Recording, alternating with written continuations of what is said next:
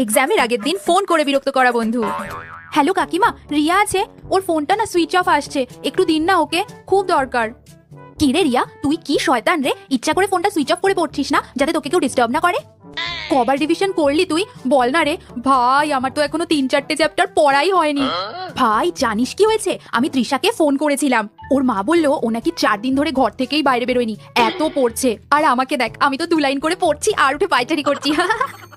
আরে হ্যাঁ, এই এক্সামের মধ্যখানে ছুটি থাকলে না পড়া হয় না ভাই, পরপর এক্সাম হওয়াই ভালো, পড়ার 4টা অন্তত থাকে।